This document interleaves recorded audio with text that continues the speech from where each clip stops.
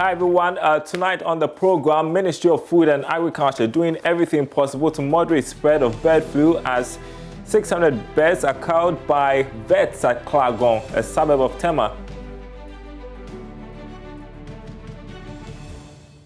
We have seen the birds that have been depopulated. It is having a lot of effect, or it will have a lot of effect on their income for the next few weeks that they are going to be without a farm. Also tonight, Ghana Revenue Authority says it is on course to achieve its revenue target of 400 million cedis of taxes from the gaming industry. And therefore, we will not put the budget as something for the whole year, but we'll look at what will be done towards the half of the year going. So I think that as far as the plan is concerned, we are on course. And therefore, we hope that we'll still be able to raise that amount of money by the end of the year. Plus, a Boys Our Day wish and the race by companies to make it memorable for him. We'll tell you how corporate Ghana rose up to the occasion and how many may have benefited from a good branding move.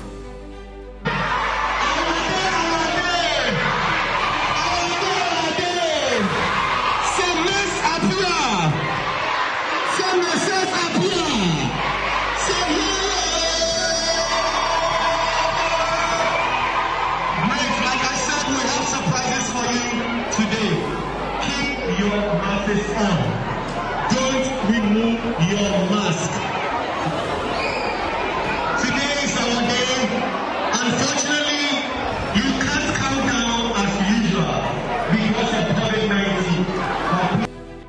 All right, we've got that story coming up for you plus others in this half hour of business news. My name is Darryl Kwao. We'll be right back.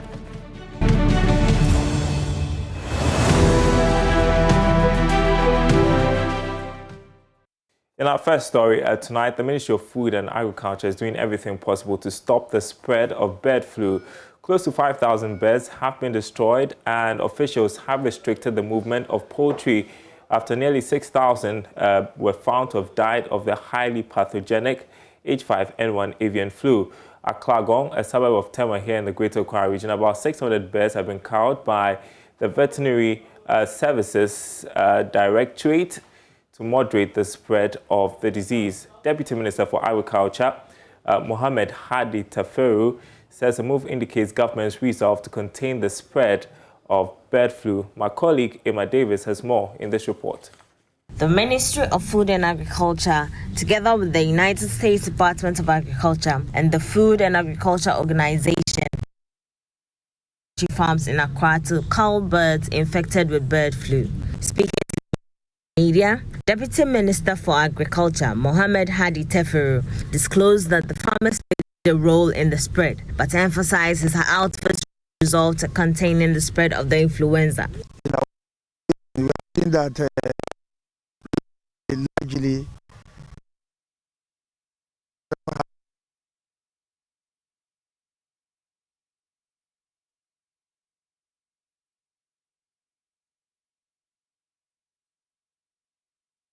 of the influenza.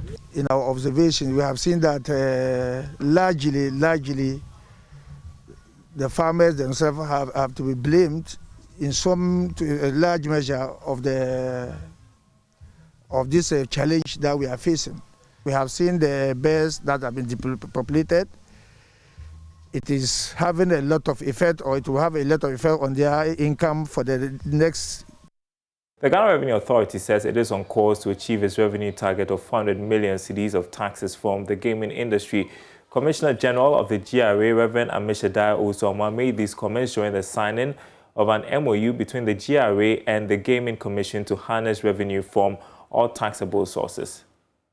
The 2021 budget statement and economic policy tasked the Ghana Revenue Authority to mobilize revenue of 400 million cedis of taxes from the Gaming Commission. To this end, the GRA and the Gaming Commission has signed a memorandum of understanding to collaborate and identify players in the gaming industry. But engaging the media at the signing ceremony, Commissioner General of the GRA, Reverend Amishadai Osoma, said it's committed to meeting its target. Is to collaborate with the Gaming Commission as a revenue agency and be able to come out with methods and ways of ensuring effective collection of taxes as far as the gaming industry is concerned. And as we had mentioned, what we have to look at the whole industry, come out with modalities, come out with the manual, come out with the process flow for collecting the taxes, come out with the system that will allow us to be able to effectively collect the taxes. And this is what we have worked on from the beginning of the year. And now that we are set, we are ready to be able to start collecting the taxes. And as you see, the method of the games have moved on in terms of the way it's been done. Previously, most of the games are done manually. Today, most of them are done electronically through our phones. And it's a matter of a touch of a button, and you are able to join in the game. In budgeting, normally we look at, when we were budgeting last year, we are taking into consideration the fact that the early part of the year will be taken into developing an effective way of doing it. And therefore, we will not put the budget as something for the whole year, but we'll look at what will be done towards the half of the year going. So I think that as far as the plan is concerned, we are on course. And therefore, we hope that we'll still be able to raise that amount of money by the end of the year. On his part, Commissioner of the Gaming Commission, Peter Mreku, assured the GRA of the Commission's commitment and cooperation to help identify potential taxpayers in the gaming industry. But like we were saying, this MOU is a collaboration between the two of us. The whole idea is to work together with them to be able to raise money for the consolidated fund. We are regulators in the gaming space, and we are going to provide the necessary data for them to be able to tax the operators, or i.e., or I would say the punters who are in the gaming space. In other news tonight, government has maintained that measures outlined in the mid-year budget review will fast-track the recovery of the economy.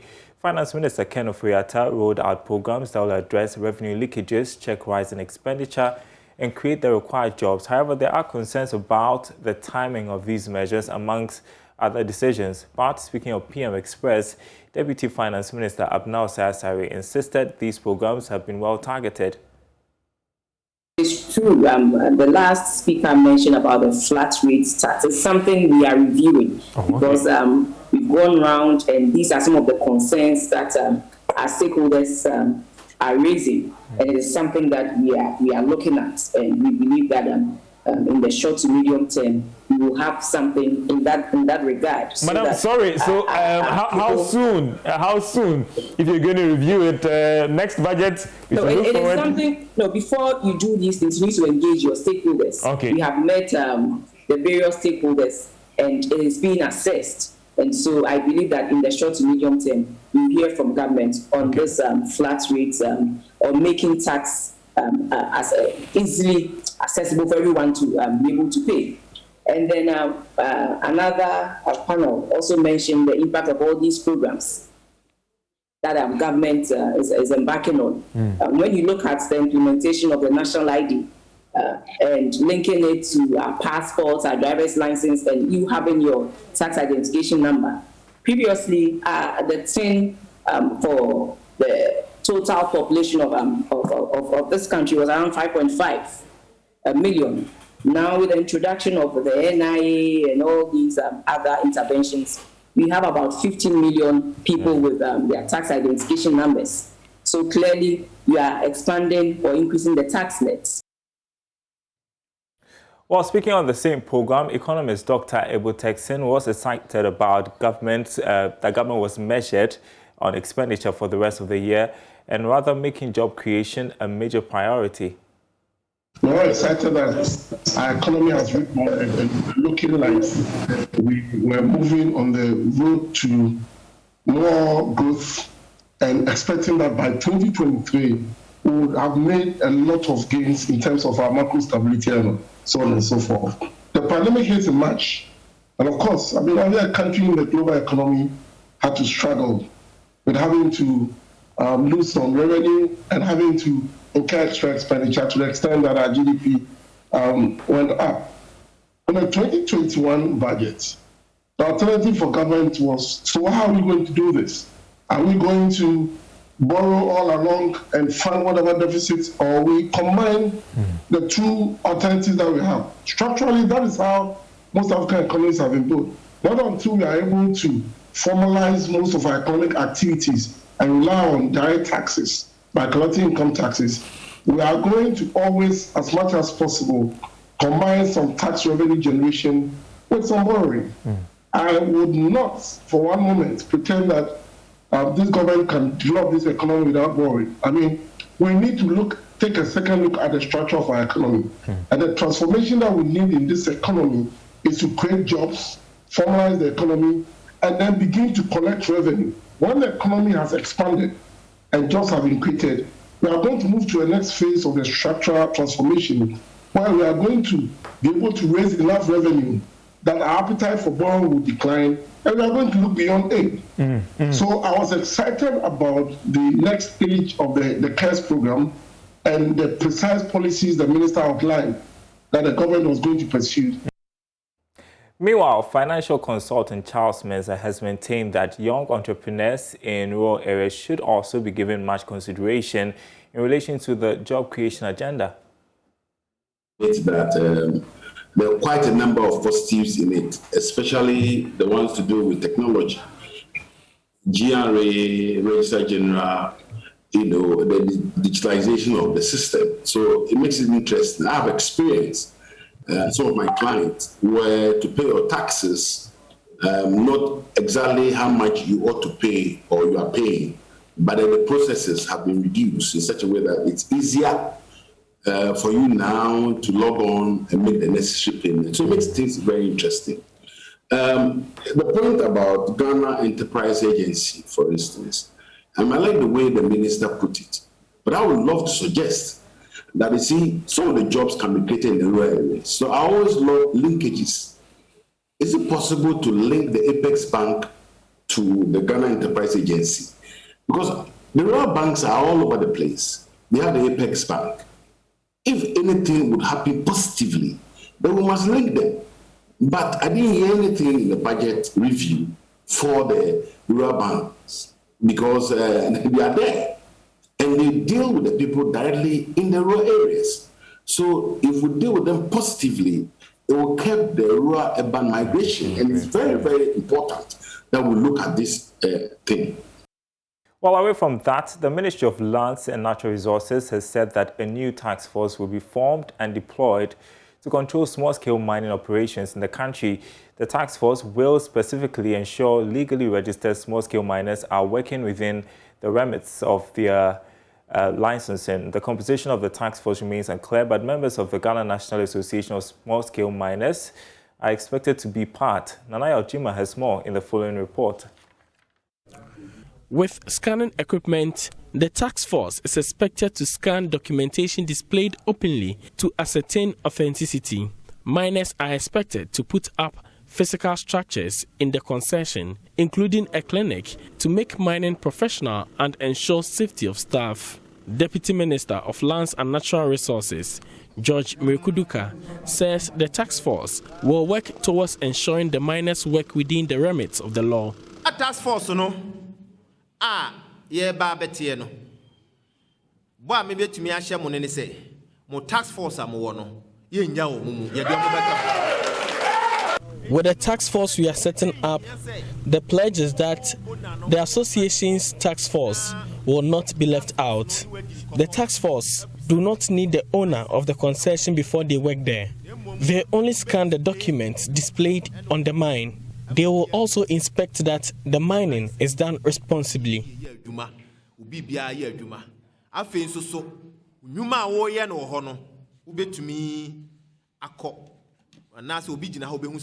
Indeed, we a small-scale mining concession.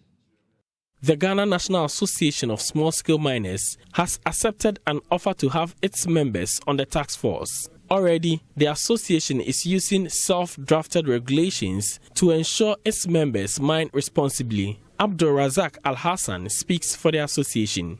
Our members, the only thing we've been telling them from time immemorial, do the right thing, mine responsibly, make sure that your site is genuine, your site looks more responsible, and we keep on, as from today, we have some ethics that everybody must follow, and then make sure that they will do the right thing. So our members, we are assuring them, we will go after them. Anybody who is doing the wrong thing, we ourselves will take it up and make sure that we will stop you from doing the illegalities. For Joy News, Nana Yachima, Kumasi. All right, you're watching Business Live. Still to come, the story everybody has been talking about, the little boy Oswald's Our Day wish list, and how corporate Ghana rose up to the occasion to make it a memorable one for him. We'll have that story coming up next.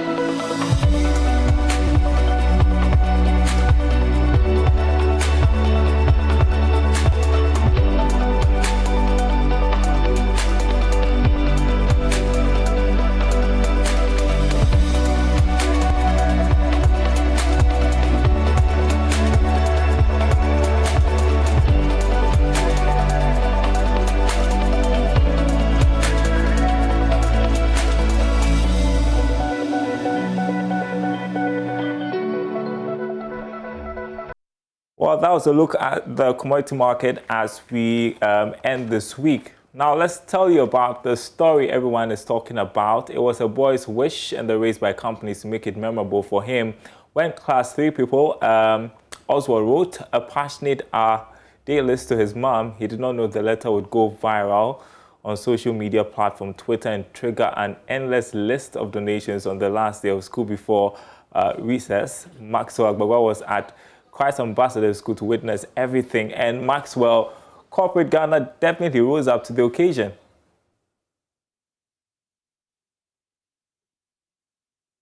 Exactly. They did that for little Oswald. Well, many of the people who are interacted with other school premises told me that they thought that these corporate organizations were just jumping onto the bandwagon behind that was on Twitter. they really did not know that, yes, they were going to live up to expectation and actually go all lengths to find Oswald School in order to be present there in the school to make these donations at this presentation. In fact, the list is countless and then endless. Many of them came through for young Oswald. Some giant names and some big brands that we can mention. Yes, musician Kubi was there, and we know he's brand ambassador for Fidelity Bank. So what he did was that he presented a check of 3,000 Ghana cedis to little Oswald, and that is supposed to be used to open an account for him.